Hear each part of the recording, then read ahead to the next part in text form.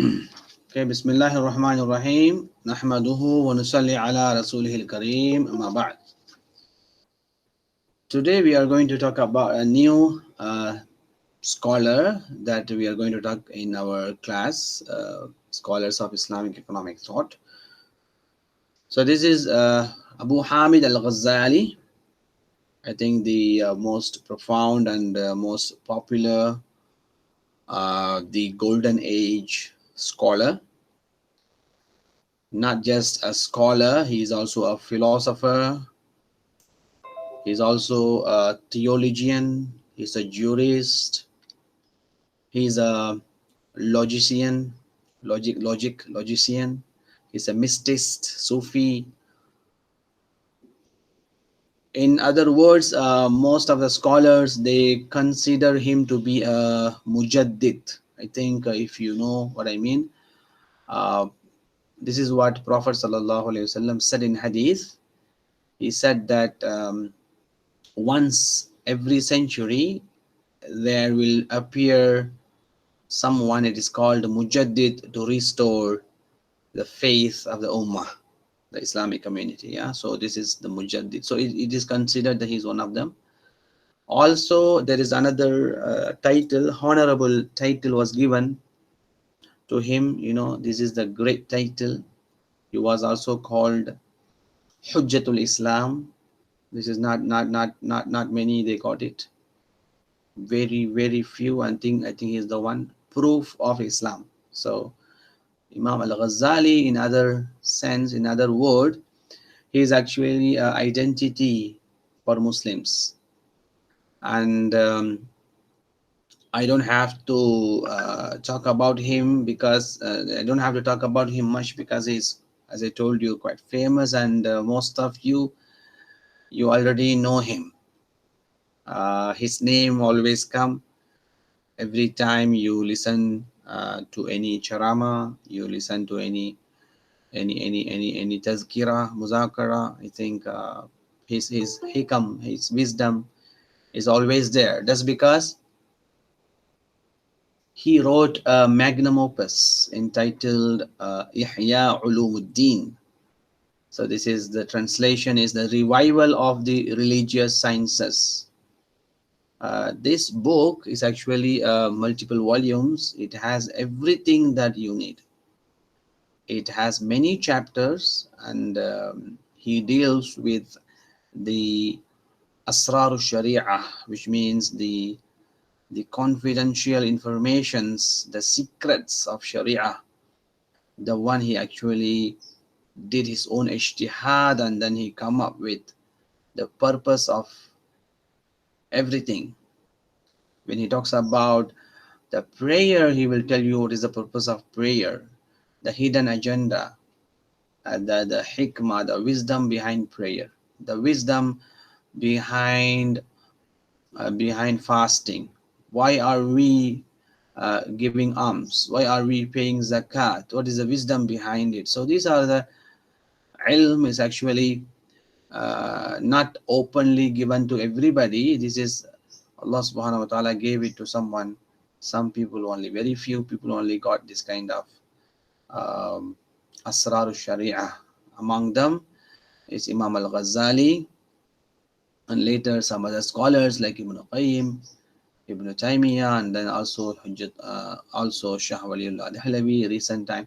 So these are the very few scholars they talk about this, especially the Asrar al-Sharia. So if you look into that book, it has also many other economic ideas, political ideas, sociological ideas, everything. So that is what this book is quite famous, and you will see that it's been translated into many a language. It's not a small book to translate. It's not like a small volume to give it to you. It's a multi-volume. And what they do when it comes to English, they actually, this is amazing. What they did is actually they extracted every chapter from this book, and then they published each one of them as a book. So it's a series of Ihya Ulumuddin. You will see that there is a book actually talks about on the merit of earning. So now in English it is a separate book. There is another chapter in Ihya Ulumuddin. The chapter talks about the the Bayanul Adl wa Ijtinab al-Dhulm fil Muamalat. So this is another.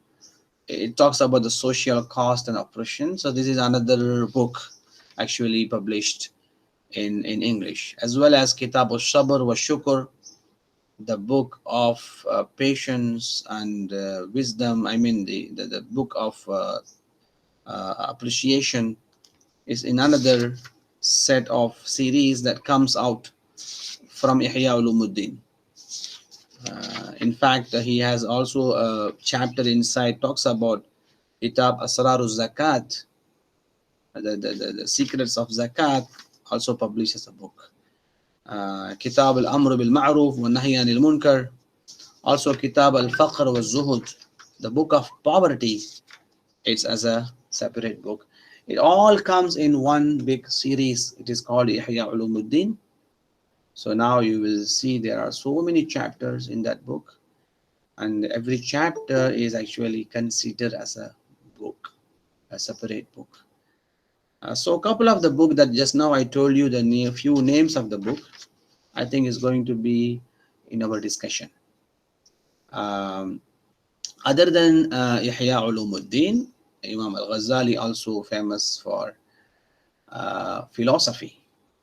So this is something, if you want to go into learn about his philosophy, then you will see that he advances the critique of Aristotelian sciences. So he talks about Aristotle, and then he brings the argument based on Aristotle, and then he actually brings the aqidah on the other hand, and then try to evaluate the logic and belief.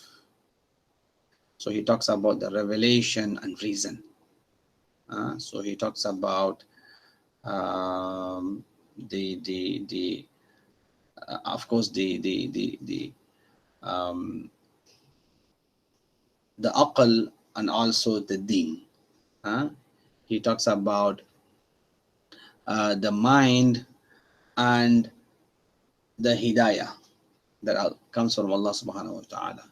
So these are the things that he talks about it in the book by the name of Tahafut al-Falasifa.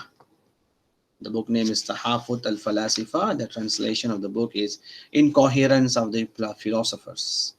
Also another significant landmark in the history of philosophy. That's why if you happen to see some Western literature in philosophy, al-Ghazali has a very good space, very good place for philosophy.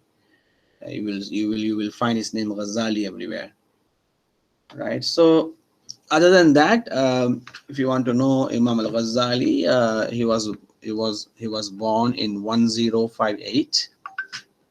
So this is right after 1000 years of after the birth of Isa, but it is only around 300 400 something years after the Hijrah.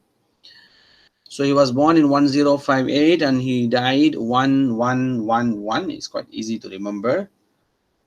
4 times 1. 1111. I surprised when I see that the year of living. He lived only for 52 or 53 years. That was amazing, in this short period of time. I also happen to know that when I was teaching you last time, I was talking to you about Nizam al-Mulk Tusi. I told you that Nizam al-Mulk, he hired Imam al-Ghazali, and then he gave him the chair of theology at his age of 34. So someone becoming a professor, and he holds the scientific chair Today, you know who will get this chair. For example, we have a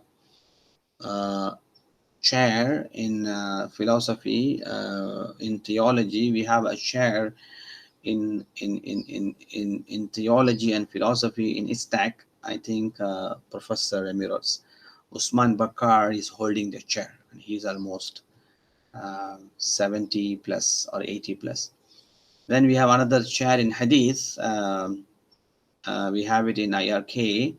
It's hold our Professor Abul Lais. He holds. He is definitely more than 70 plus. So just imagine people who holds the chair. They always above 70 or 80. At the age of 34, Imam al-Ghazali was able to hold the chair of theology at the Nizamiya College of Baghdad. So I was thinking, he lived only 53 years, and which means that he gave everything. He he gave his best within that particular short life.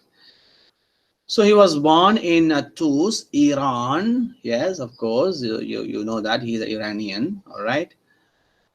He was born in Seljuk Empire. I think now you remember the word Seljuk because we talked about it when we discussed Nizam al-Mulk Tusi. That's why it is all interconnected. Every single scholars that we are discussing, it comes one after another. Um, Also, he was living in Naishapur in the Great Seljuk Empire, and also he lived along with Abbasid Khalifat in Baghdad, also Damascus and Jerusalem. So he was actually coming from the Jurisprudence school, which is Shafi'i Jurisprudence school. He is the Ash'ari Aqidah school, and also his main interest in Sufism, theology, philosophy, logic, Islamic jurisprudence. So these are the things. So here, rather than we discuss about his life, I wanted to uh, go into his economic philosophy. I mean, economic ideas, because we have a lot to discuss about Imam al-Ghazali and his economic thought. So let us just go in there and discuss what are the things that he talked about it. I think it's quite interesting to know the entire economic thought.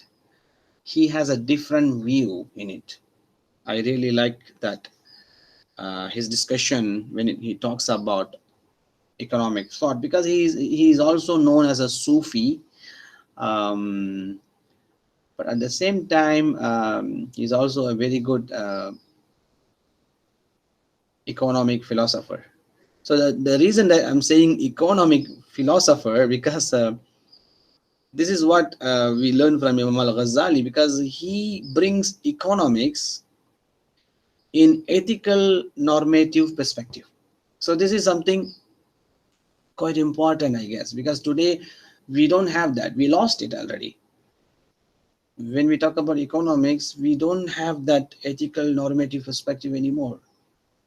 We gave it to United Nations Sustainable Development Goal. We let them to think about the ethics and the welfare of the human being. But here, when it comes to economics, we just go with monetary policies and all. We only talk about the material aspect. We don't talk about the ethical aspect anymore. That's why I think, as you are the student, as becoming the scholars in economics, I want you to learn this from Imam al-Ghazali. At the same time, as a Muslim scholars, as a Muslim graduates in economics, I also want you to learn uh, what is the necessity, and on what basis that you and me should look economic activities. How it is, I mean, how we have to engage the economic activities, on what basis, how do we uh, purify our intention before we start our, I mean, whatever it is earning, you want to do earning,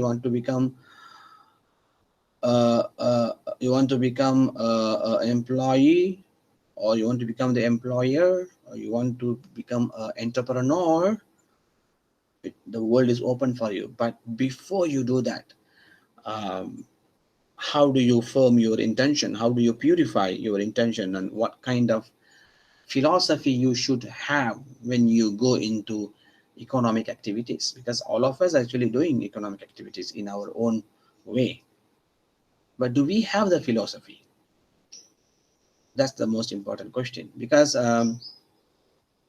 this is also a kind of problem that still exists among the scholars, especially the Islamic scholars. Because when it comes to dunya, what they call it, which is actually economic activities, they don't have much to say. When it comes to deen, which is actually Islam, they have all the opinions. They said, okay, when it comes to deen, you can come to us, you can ask, and I will give you some suggestion. This is how you do. But when it comes to dunya, we just only talk about halal haram. Make sure that you don't earn haram. Make sure that you don't deal with a gharar. You don't deal with gambling. Those fiqh. I think you remember the fiqh for economist 1 and 2 and 3. So most of the time we talk about what is right, what is wrong, what is halal, what is haram, what is permitted, what is prohibited. Yeah, this is what most of the time we kept. It's like, when it comes to your prayer, you go and ask your ustaz, is it okay if I do this? Is it my wudu will still stand or not? I'm fasting now, so can I do certain things or not? In my zakat, I do this or not? In my hajj, especially when it comes to hajj, you have so many questions. When you go to umrah, you have so many questions. Can I do this? Can I do that? Is it possible or not? So most of the time, we kept our sharia just to find out what is halal, what is haram. That's all. Where is the philosophy? Where is the purpose of your life? Where exactly I'm ending? Because the thing that you and me, we are asking whether it is halal or haram, whether it is correct or not, it is only less than 10% of our life. Do you want proof? I can give you proof. You just fast 30 days per year, every year. You and me, we only pray 5 times a day, which comes only 50 minutes maximum. If you and me pray, we pray only 50 minutes. Just do the calculation, do the division between 24 hours versus 50 minutes. 30 days versus 365 days. Hajj, you and me barely, we go only once in a lifetime, or maybe a couple of umrah. Zakat, we pay only 2.5%. It is not even 10%. I just gave an additional number, 10%. You and me only paying 2.5% as zakat. Where is 97.5%? Where is our money? 97.5. So look in this way. When we discuss Sharia, when we talk about Islam, it only contributes to our life, which is only 10% of our life, or maybe less. I'm just giving you additionally 10%. It is most of the time less than 10% of our life. The remaining thing, what are the things that we are doing? We are eating, we are sleeping, we are talking to our friends, we are living with our family, we are going to the job, we are watching movies, we are spending so many time in YouTube, in social media. We go and we earn something, we go to the office, we get our salary, and then we go to vacation. We love vacations, we drive, we love long drive. Think about it. Where exactly our 90% of our lifetime that we are spending, which actually we don't have to ask people, we don't have to ask scholars, is it haram or halal for those things, because it comes, it's not actually Sharia. We think it is non-Sharia related things. So the question is, where is the philosophy? Where is the philosophy of our life? So now scholars like al-Ghazali brings this up. He says, you should have your economic life in an ethical normative perspective, so that you can also count everything in. So right now he asking you to include your 90 percentage of your life, and make sure that you follow Sharia, and you follow Islam entirely 100 percentage. How you want to do that? How can you do that? Do you want to know how do I make my entire investment into profit? Everybody ask, everybody love that. Oh, are you going to tell me to make all my investment into profit?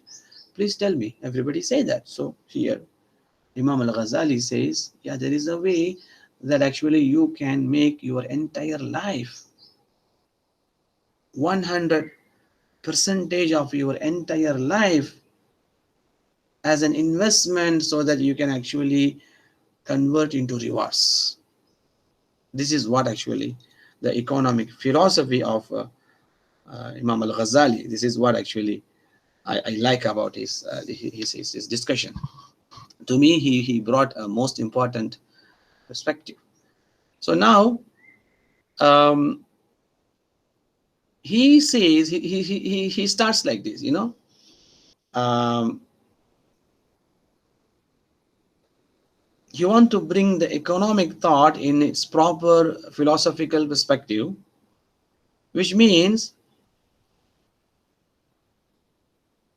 the economic pursuit, according to Imam al-Ghazali, the economic pursuit is the economic achievement is a means to the end, and not an end in itself. This is the amazing point. The first point is a powerful point. Economic achievement is a means to the end. It's a means, it's a medium to achieve the end. It's not the end itself. The first powerful point that he's making. This is what happening today. I am graduating, I am working hard, I am preparing my skills for everything, because I have to end up rich. I have to be someone who gets maximum salary, who can actually live longer and live peacefully and live happy. We think that the money that we are going to earn will bring happiness. This is the biggest mistake. My money is not going to bring my happiness. This is what we think every time we go for economic activities. It's not the money that going to, it's not the outcome is going to bring the happiness. It is the process of getting that money is going to give you happiness. In another word, in another metaphor I can give you, it's not reaching a certain destination is giving you, it's not the destination is going to give you the happiness, but it's the traveling, is the traveling to that destination. The process of traveling is going to give you the happiness. So according to him, the economic pursuit must be a means to the end, which means that we need to understand what is the end. The end is akhirah. The end is the next life. I do everything here. I didn't want to do 10 percentage to seek my akhirah. This is what we are doing. You and me, we only spend 10 percentage of our life to secure the everlasting akhirah. Because akhirah is the ever, I mean, forever and ever and ever. You and me, we already accepted. That's why we are Muslims. وَبِالْآخِرَةِ هُمْ يُوقِنُونَ. Allah says this. Allah says also, لا تجد قوما يؤمنون بالله واليوم الآخر يوادون من حاد الله. You don't get any community who actually um, believe in Allah and believe in Akhirah, and at the same time they will love everything in this world. They will love that what Allah dislike. It's not possible. Someone who believe in Allah and believe in Akhirah will never love something that Allah dislike. Allah says in the Quran, Allah dislikes all the bad attitudes. Allah dislikes the all the bad attributes, bad actions, bad activities, bad entertainments. Allah dislike it. The bad entertainments. But now if I started loving those bad entertainments, then I cannot be the person who believe in Allah and Akhirah. So that's why I don't want to give my 10 percentage of my life to earn something never ending forever that I'm going to see in Akhirah. I have to give my 100% to get that ever ending Akhirah. This is what actually Imam al-Ghazali wanted to talk about. Okay, in this context, in this philosophical context, Imam al-Ghazali actually classify three group of people in this context. He says the first group of people whose economic involvements occupy them fully so that they forget their place of return, the hereafter. See, this is the first group of people who actually are very busy, who are actually very busy in earning money, collecting money and spending money, but they totally forgetting their akhirah. They are among those who will really be ruined. This is what Imam Ghazali says. They will ruin their life, because when they go to the next life, Allah will ask, what have you done? What did you do? Why did you come here with empty hand? The guy will say, no, I earn money, I earn billions and billions, I'm quite famous back in the world. Allah said, but here you are empty, you don't have anything, so I cannot give you anything when you are empty. So this is what the first group of people. The second group of people, those who concern for the hereafter, who understood that there is a hereafter, and because of that they keep themselves away from economic activities. They are away from economic activities. They spend more time to earn their akhirah, so they are away from economic activities. Some of you might be thinking, this is also wrong. Some of you thinking, because they are not doing anything in this world, but they just want to only go for akhirah, so which means that they only pray, they only do fasting, they don't earn anything, they don't spend anything. In a way you think this is also wrong, but according to Imam al-Ghazali, they are not wrong, they are also successful. Let me explain why Imam al-Ghazali say they are successful people.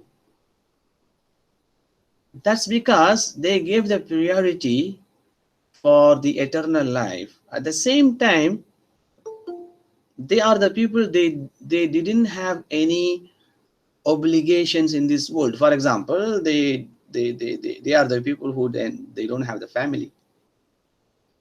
They are the people who they don't have to take care of anyone. They are the people, they are not in any position. You understand my point? If they have given children, if they have given wives, definitely they have to take care of them, because it is amana for them to take care. Here we are talking about those people who they don't have anyone to take care. So they didn't earn for themselves. They went for akhirah. They completely sacrificed their life. And then in order for akhirah, they are the successful people. There is no doubt. That's why I said some of us might be thinking they're also wrong, because no, here they don't have any obligations. This kind of people, they only focus. But number three is important. The group number three is actually you and me. Those who get involved in economic activities for the hereafter, they are involved in economic activities. They are not actually people don't involve. They are involving, but when they are involving, their purpose of involving in economic activities to attain hereafter, to go and get rewards in hereafter. So this is something what actually Imam al-Ghazali wanted to teach us. How do you do that? How exactly you want to do involve in economic activities?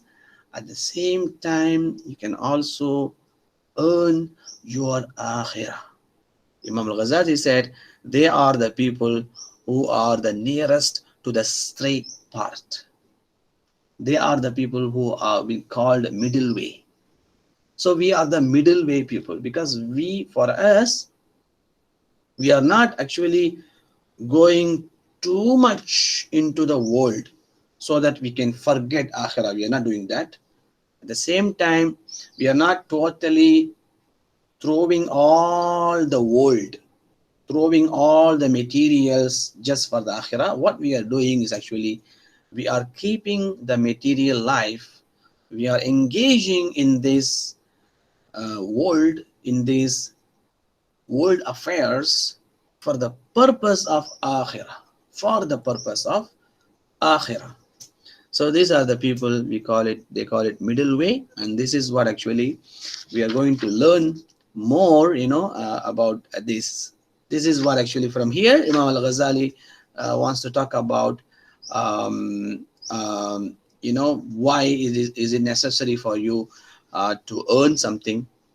Why it is necessary for you to spend something, right? What is the place and benefit of economic activity in Muslims' life, right? From here, he is going to talk about what is the need and why it is necessary for you to learn economics. In fact, in one place he says it is wajib for you to learn economics. So I think all of you doing that now, because you are all from economics. So you are actually fulfilling what he says. Acquiring knowledge in the field of economics is wajib. Also, this is the reason why he's going to talk about the trade, what is the conditions of the trade, and also while you are trading, is there any social cost and operations? He's going to talk about it, and we are also going to talk about the function of money and the theory of exchange. Also, he's going to talk about the market and then marketing. Also, the discussion will include the Islamic values in economics. So how do you bring values in economic activities? And when you are paying zakah, what are the secrets of zakah? How zakah is going to help? Let's say it is purifying your money. At the same time, it is also becoming help, reducing the poverty. Also, the discussion will include the supervision of economic activities, the muhtasib. The muhtasib also, he talks about it. He also talks about poverty itself. He gives a different definition of poverty, because most of the time we define poverty is something that what apparently we see, and then we decide he's a poor. But sometimes people are rich, but Imam al-Ghazali says he is poor. He is looks rich, but inside he is poor, outside he is rich. Again, the my favorite part also, he talks about the consumer behavior. He talks about the consumption and productions and so many. Inshallah, slowly we will be discussing one by one. Yeah. So if I have to come back to the slide, I think you have introduction. Abu al-Hamid is 11th century Arab scholar. Then, so I think you can read this slide yourself. All right, Ghazali's scholarship extended many diverse fields of learning. His writing, as those of European scholastic and others of his era, emphasized the holistic intellectual approach. Ghazali's economics is anchored on five necessary Sharia-mandated foundation of individual and social life, religion, life, family, property, and intellect. So this is what Imam al-Ghazali brought these five fundamental values. Imam al-Ghazali have spoken this, has spoken this. It's not only Shatibi. Shatibi came later, but he came first. He came first. So Imam al-Ghazali also talk about economic aspect of maslaha, social utility, distinguishing between necessities, comforts, and luxuries. Subsistence living in is an inadequate, but wealth too has its dangers. Both extravagance and miscellaneous are to be avoided. A middle course is recommended. Ghazali on wealth and voluntary poverty. Ghazali's insights on exchange, production, money, a role of the state, and the public finances are reported. Ghazali emphasizes ethical behavior in the market and regards productions and supply of necessary to be an obligatory duty. He condemns hoarding and lots cooperation. Ushuri is rejected, and justice, peace, and stability are projected as preconditions of economic progress. So this is the introduction. This is just now I gave you as well. This is the introduction. Then his life. Yes, he was born in 1058 as orphan. He was orphan at the young age. The promise of free lodging persuaded him to attend a school. Yes, good. Which infused in him an urge of learning. He began to study with his father, Sufi leader and friend, then joined a madrasa and gained knowledge from several reputed scholars of time. While economic necessity led him to become a student, this environment infused in al-Ghazali a strong desire to excel in search of knowledge. You see, the reason he went to the school because he was in need of lodging. So those days madrasa comes with accommodation. So he needed a space to live, a place to live. So he chose school. So in a way, there was an economic need for him to stay under the roof. So the school gave him the residence, and he used that to get his knowledge. This is amazing.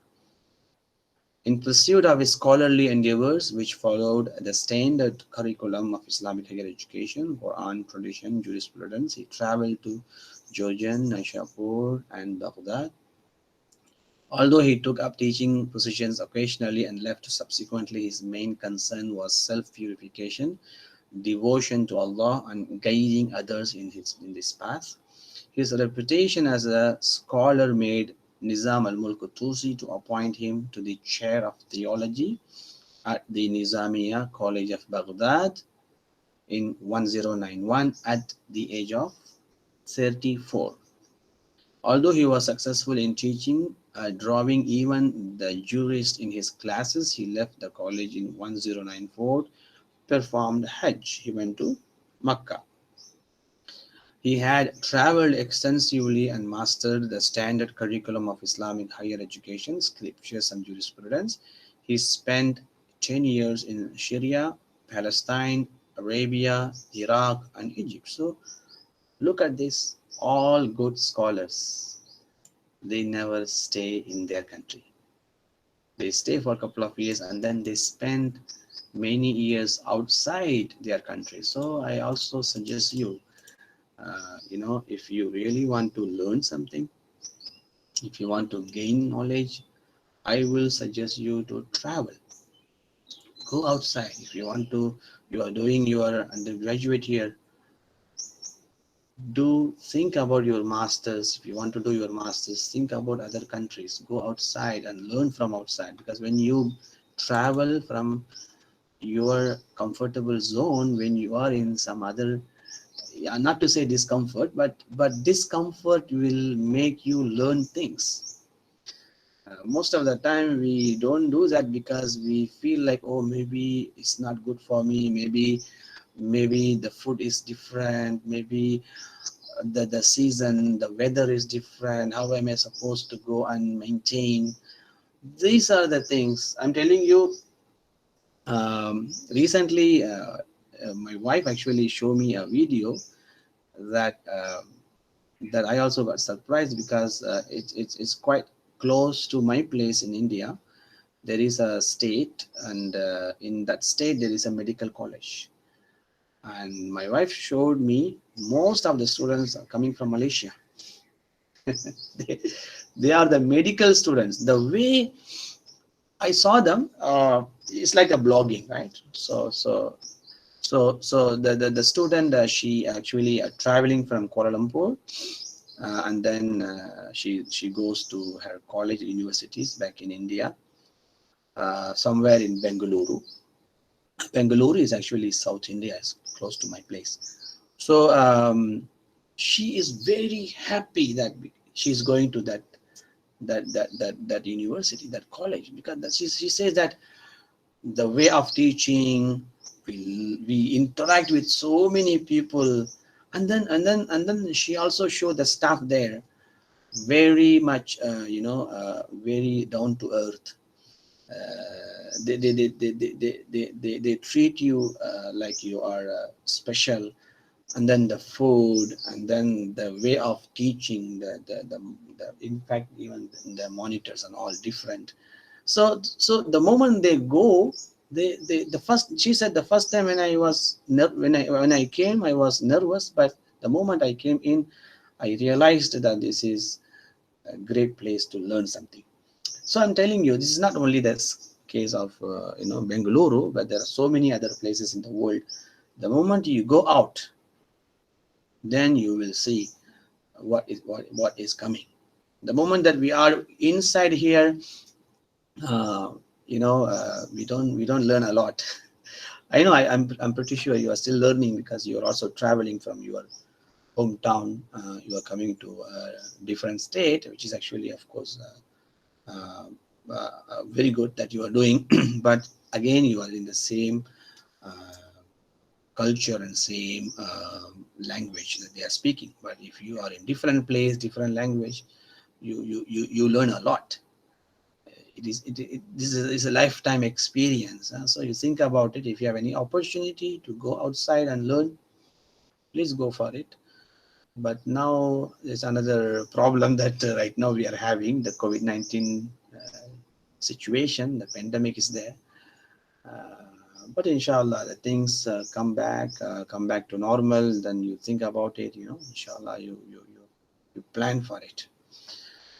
So he spent 10 years in Syria, Palestine, Arabia, Iraq, and Egypt. Throughout his student life, he received some instruction in Sufism, mysticism, also in addition to other branches of learning. Because of his early dissatisfaction with Sufism on several issues, he abandoned this pursuit during much of his adult life and studied the Islamic sciences, including logic, philosophy, and theology, intensively, only to return to Sufism in his later life. Yes, so he came back to Sufism, but later life. During the last few years of his life, al-Ghazali established a school for the teaching of Islamic principles as contained in the Sharia revealed law, along with a hermitage for the purification of hearts and souls, as though he had come to the conclusion that the ultimate source of spiritual contentment and success lay in following the Sharia. Then he returned to Naishapur and later to Tus around 1106, where he lived till his death in 1111. Al-Ghazali lived during the reign of the great Seljuk dynasty. Okay, so this is his work. We also talked about it before. His work endowed with an encyclopedic knowledge and saintly character. Al-Ghazali contributions and accomplishment extend over various fields of learning: ethics, logic, dialectics, theology, jurisprudence, Sufism, tafsir, hadith, and also kalam, the theology. Al-Ghazali makes philosophical, religious, ethical, sociological, and economic consideration into his writings. Some of the major work here, you can see At-Tibr al-Masbuk fi Nasihat al-Muluk, originally in Persian language. Later it was translated in English as a book of counsel for kings. Ihya Ulum, the famous book. This one, al-Iqtisad fi al-I'tiqad. Some of you might be thinking the word al-Iqtisad here, it's purely economics, but it is not. Al-Iqtisad here, it doesn't mean Iqtisad here, it doesn't mean economics that we understood today. The meaning is the golden mean in faith. This book, Al-Iqtisad fil I'tiqad, is completely a theology book. It is not an economic book. That's because the word Al-Iqtisad, you need to understand the real meaning of economics is itself. What do you mean by the word economic? You see, when you are in the flight, they call it, are you in business class, or are you in the first class, or are you in economy class? So economy, in a way, it's been understood for so long. It's been understood as a moderate way, as a middle way to do something. So in Arabic also, the same word al-iqtisad comes from the word qaf, shad, dal, qasd. So you have the qasd, which means that moderate way. For example, that in Arabic we also call i'tidal, which means the moderation in consumption, right? So you don't spend too much, you don't keep too much, you choose the middle way, which is actually i'tidal. In another, the same word, also a similar word is actually iqtisad. So the golden mean in faith. So in faith, you don't go too much. I mean, you don't exaggerate, and you don't also at the same time you don't simply withdraw. You don't simply throw away everything. At the same time, you don't exaggerate everything. So you have to choose the middle way. That's the real meaning of al-iqtisad. So now, if you really bring the real meaning, the real Arabic meaning in economics, that itself is a very good methodology. This is the beauty of Arabic term bringing into English term. If you want to bring al-iqtisad in economics, then it is another methodology. This is very good. This could be Islamic economics. Today we can actually people are talking about it. This could be a new way of explaining the economics.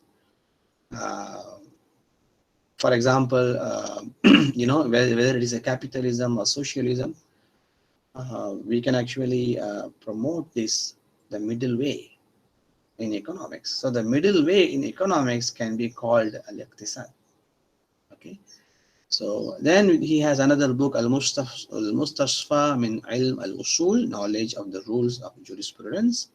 This is a book on principles of Islamic jurisprudence. Then he has a Mizan al-Amal, the criterion for logic of action.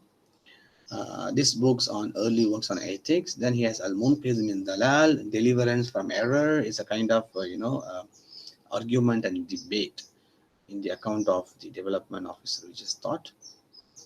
It must be acknowledged that for the sake of intellectual honesty, that al-Ghazali himself was deeply influenced by the writings of such Greek philosophers as Plato and Aristotle, especially the Aristotelian logic. If you remember the first few weeks that we discussed, the introduction to this course, I always told you that that these economic ideas, the Muslims, the scholars, they started to learn from the Greek philosophy, right? So they learn from there. Imam al-Ghazali is the key player. He directly learned from those Greek philosophers, from their writings, Plato, Aristotle. And then I also told you that Muslim scholars are not only people who translate the work, they also argue, debate, discuss those ideas into their work. Imam al-Ghazali did that. That's how the knowledge has been expanded. So this is one of the proof evidence. Yeah. Okay. So here from here, inshallah, we are going to talk about the economic ideas. So I'll stop here, and I will open the floor for any questions, any feedback. Please go ahead.